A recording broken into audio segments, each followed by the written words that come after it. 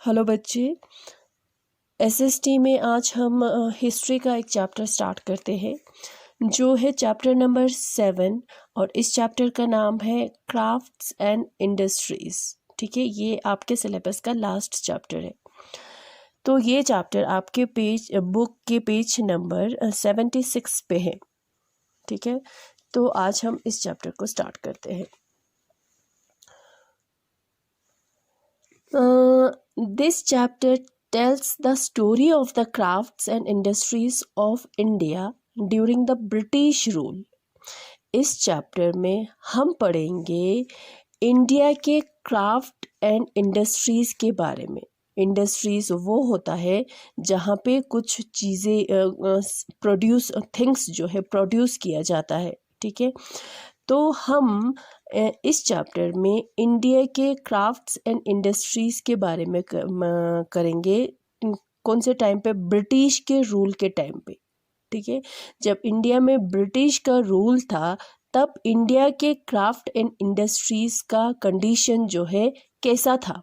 ठीक है, और ख़ास करके हम दो इंडस्ट्रीज़ के बारे में हम करेंगे, वो है टेक्सटाइल्स। ठीक है, टेक्सटाइल्स और आयरन एंड स्टील इंडस्ट्रीज़ के बारे में। ठीक है, इस चैप्टर में हम इंडिया के क्राफ्ट्स एंड इंडस्ट्रीज़ के बारे में पढ़ेंगे ड्यूरिंग ब्रिटिश रूल। ठीक है, and we will focus on two industries, that is textiles and iron and steel industries. ठीक है, तो सबसे पहले Indian textiles and world market. Textiles यानी कि कपड़ा, क्लोथ। ठीक है, टेक्सटाइल्स होता है क्लोथ।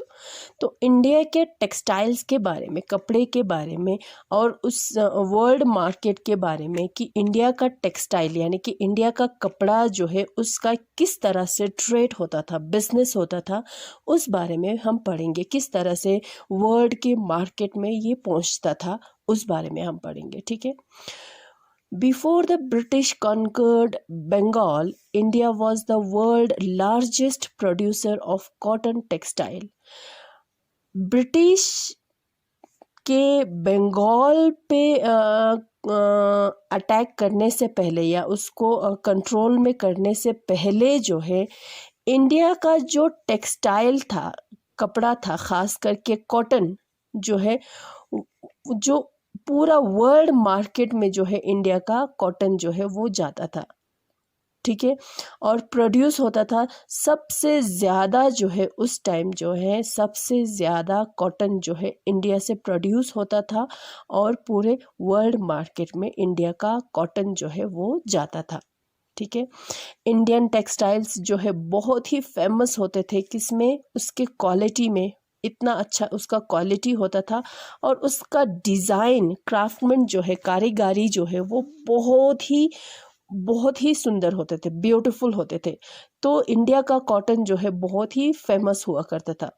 ठीक है, दे वर ट्रेडिड इन, और उसका बिजनेस किया जाता था। कहाँ कहाँ पे इंडिया के कॉटन जो है जाते थे?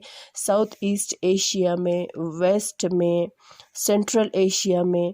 ठीक है, फिर यूरोप के जो यूरोपियन जो ट्रेडिंग कंपनीज है, जो कंपनी जो ट्रेड करते हैं, जो बिजनेस करते हैं, उन्होंने भी इंडिया का टेक्सटाइल, इंडिया का कपड़ा यानी कि कॉटन जो है वो ख़रीदना उन्होंने भी शुरू किया और उसका बिजनेस करना उन्होंने स्टार्ट किया।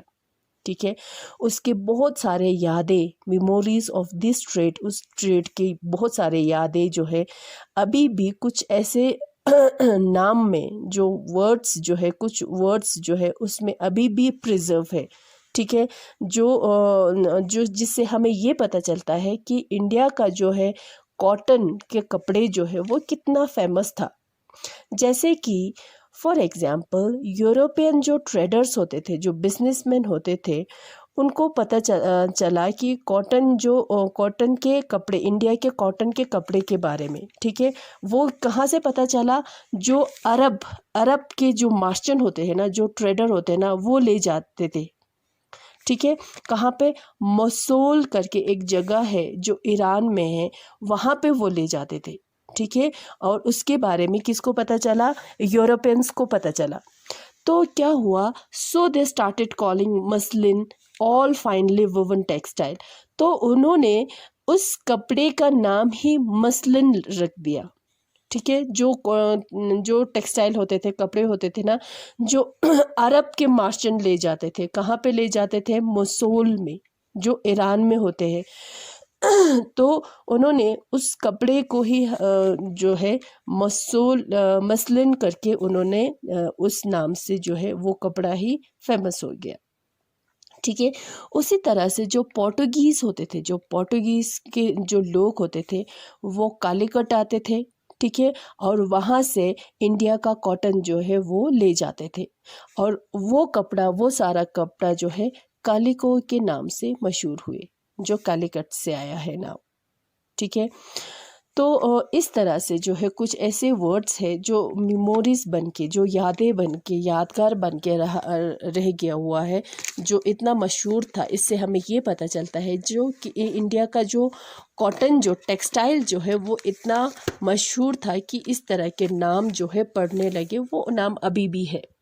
ठीक है, तो you can see a page of order book that the East India Company send to its representative. यहाँ पे एक ऑर्डर बुक का एक पेज दिया हुआ है आपके बुक में, जो है ऑर्डर बुक है। ये पूरा साफ करके नज़र नहीं आ रहा है, ये देखो, ये है पूरा एक पेज जिसमें ये ऑर्डर किया हुआ है। ठीक है, ईस्ट इंडिया कंपनी ने ऑर्डर किया हुआ है। ये सारा क्या है, कॉटन है, टेक्सटाइल है। ये सारा टेक्सटाइल है, जो इंडिया का टेक्सटाइल जो है उन्होंने ऑर्डर किया हुआ है। ये हमें इतना चाहिए, ये वाला कपड़ा हमें इतना चाहिए, ये वाला कपड़ा हमें इतना चाहिए। ठीक है, तो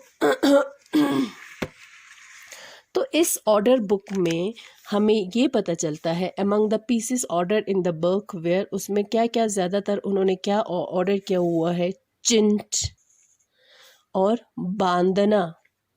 ये भी एक कपड़ा है, कपड़े का जो टेक्सटाइल का नाम है। ठीक है, चिंट्स कैसा होता था, चिंट्स जो है वो टेक्सटाइल कैसा होता था, मैं आपको बता दूं। चिंट्स जो है वर्ड, हिंदी वर्ड से आया है चिंट।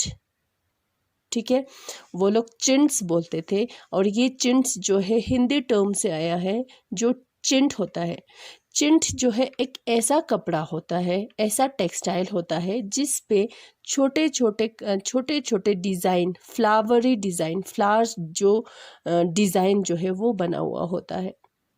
ठीक है, जिसको वो लोग क्या बोलते थे, चिंट बोलते थे, चिंट्स बोलते थे।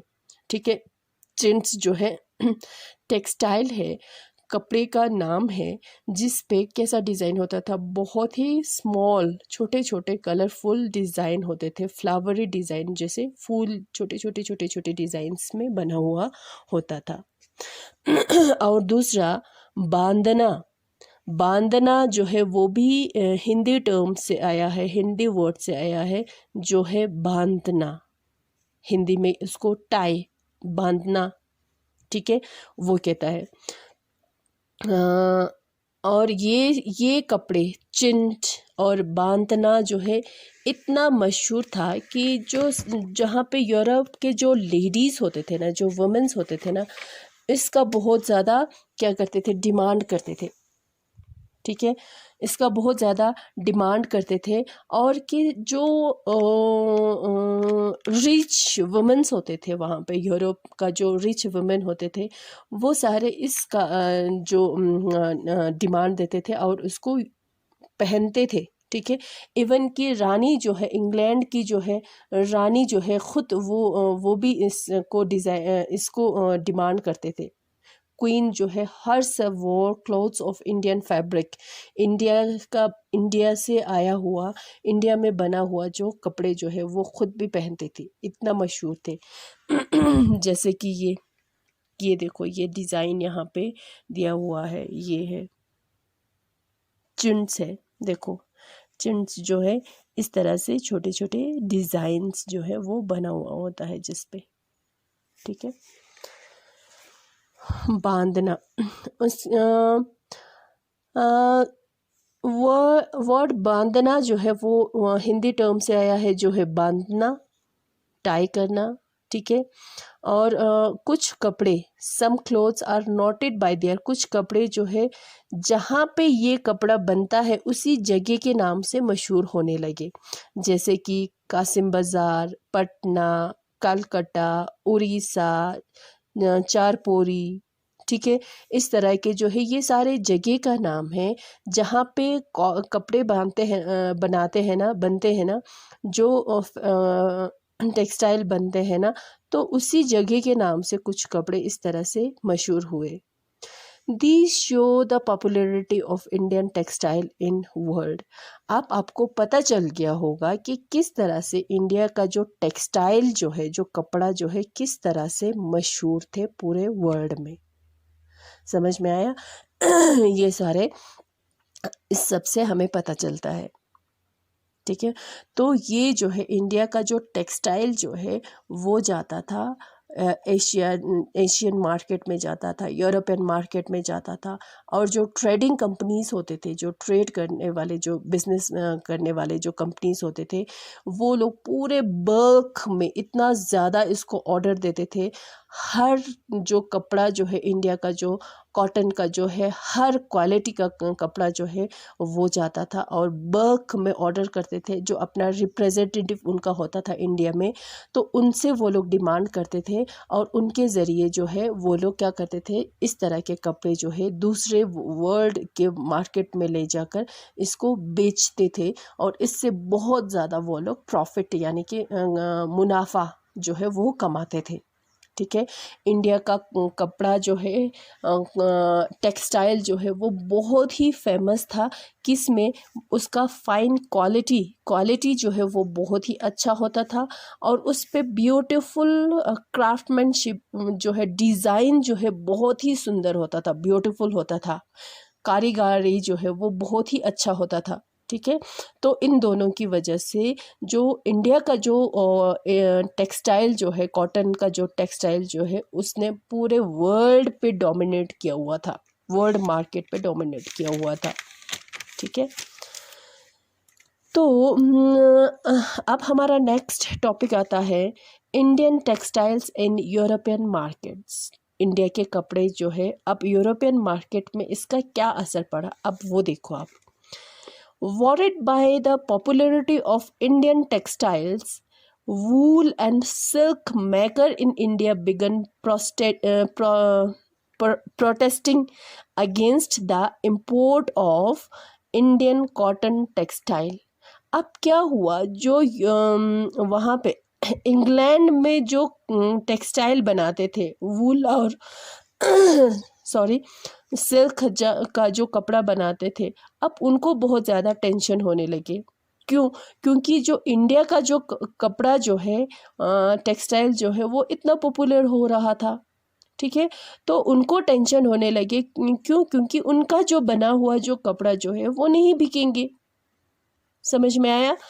तो उन्होंने क्या किया, अपने गवर्नमेंट को जाके उन्होंने प्रोटेस्ट करने लगे, ठीक है। ये डिमांड करने लगे कि जो इंडिया का जो कपड़ा आता है, यहाँ पे इंडिया से जो कपड़ा आता है, कॉटन के जो कपड़े आते हैं, उसको अब बंद कर लो, ठीक है। तो क्योंकि क्या हो जाएगा, अगर इंडिया के कपड़े जो है यहाँ पे आए तो जो हम बनाते हैं, यहाँ पे कपड़े बनाते हैं, उसका डिमांड कम होगा, तो हमारा बिजनेस नहीं चलेगा, तो हमारा बहुत ज़्यादा नुकसान हो जाएगा। तो गवर्नमेंट को भी, इंग्लैंड के जो गवर्नमेंट को भी मजबूर होकर उनको एक कानून निकालना पड़ा। कब? 1720 में। और उस कानून के तहत उन्होंने ये बोला, जो अब जो है इंडिया का जो कपड़ा जो है, कौन सा? चिंट्स, जो कॉटन का जो चिंट जो है वो इंग्लैंड में नहीं आएगा, वो उसको उन्होंने बैन कर दिया। और उस एक्ट को भी कहते हैं कैलिको एक्ट, ठीक है। कैलिको एक्ट के नाम से वो एक्ट जो है, वो कानून जो है मशहूर है। ये एक कानून है जो गवर्नमेंट ने निकाला। कि कौन से गवर्नमेंट ने?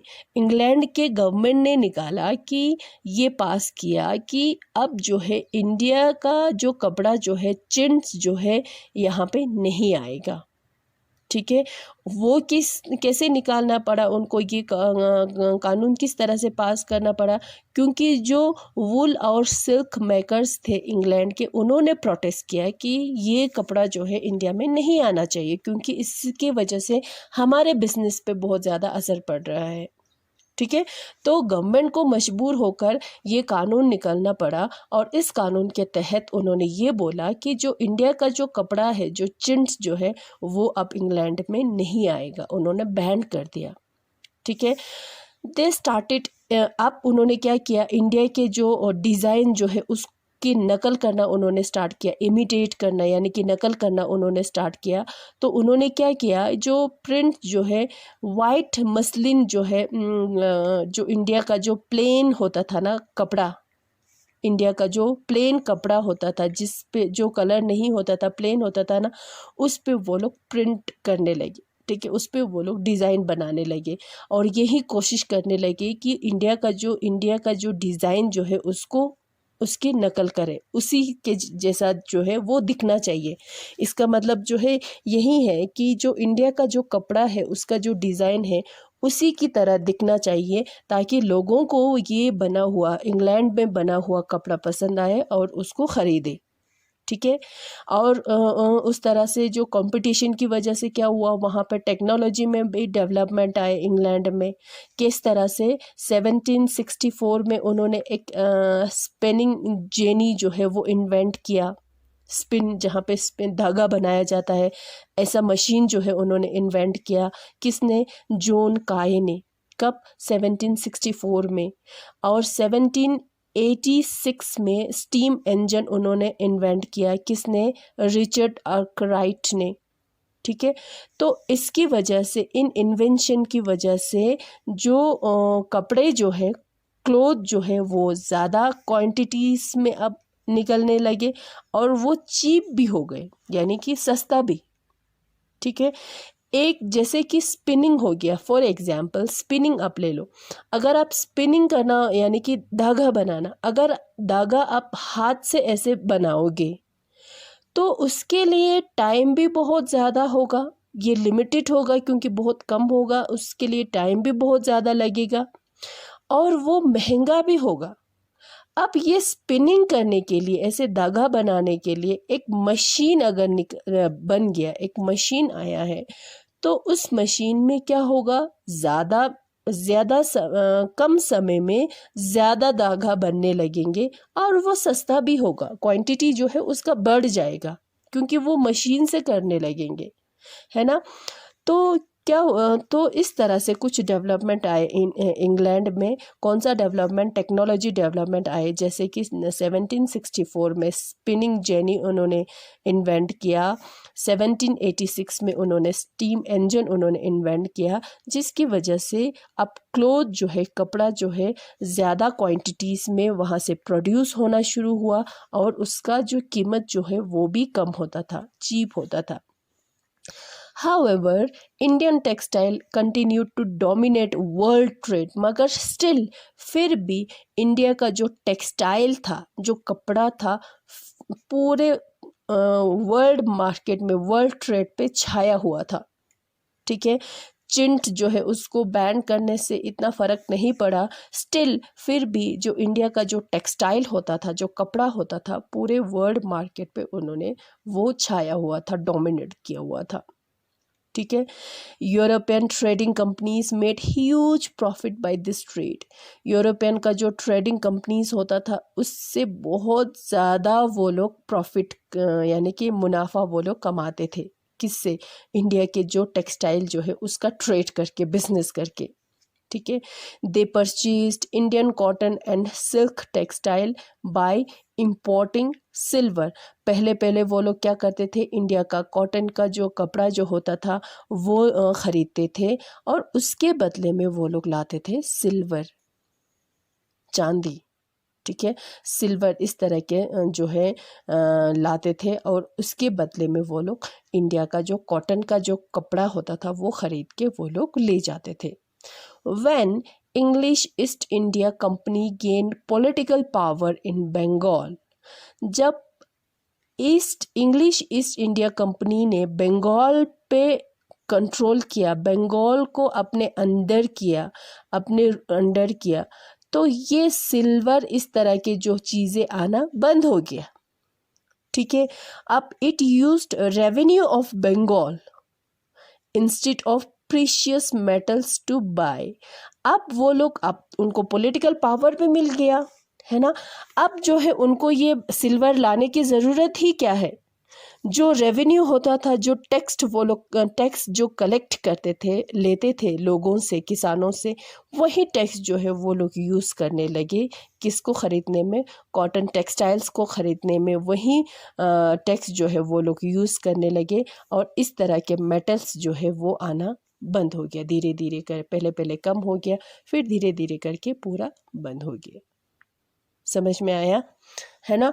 तो आज हम इतने ही करेंगे, ज़्यादा नहीं करेंगे, बस इतना ही करेंगे बच्चे, ठीक है।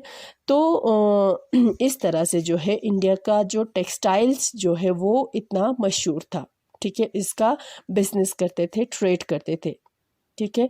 तो पहले जो इंडिया में से जो जाते थे, जो ट्रेड करके जो सामान जाते थे, जो टेक्सटाइल जाते थे, जो कपड़ा जाता था, चाहे कॉटन हो या सिल्क हो, जो जाता था, उसके बदले में सिल्वर तो आते थे, है ना, सिल्वर आते थे। मगर जब बंगाल पे उन्होंने बंगाल को अपने अंडर किया, बंगाल पे उन्होंने पॉलिटिकल पावर जब बंगाल पे गेन किया, उनको मिला, तो ये सिल्वर जो है ये भी आना बंद हो गया। किसे? तो अब वो वही पैसा यूज़ करने लगे जो ऐसे रेवेन्यू वो लोग कलेक्ट करते थे, वही पैसा ख़रीदने के लिए यूज़ करते थे। इट मीन्स जो कपड़ा जो है इंडिया को दोनों तरफ से घाटा था, ठीक है, नुकसान होता था। जो ख़रीदने के लिए जो पैसा होता था वो भी इंडिया का होता था, और जो चीज़ें होता था, जो क्लोथ होता था, जो टेक्सटाइल होता था, वो भी इंडिया का होता था। समझ में आया? इस तरह से जो है ब्रिटिशर्स ने जो है इस तरह से इंडियंस को लूटना स्टार्ट किया। समझ में आया? तो ये है आज का लेसन। Thank you.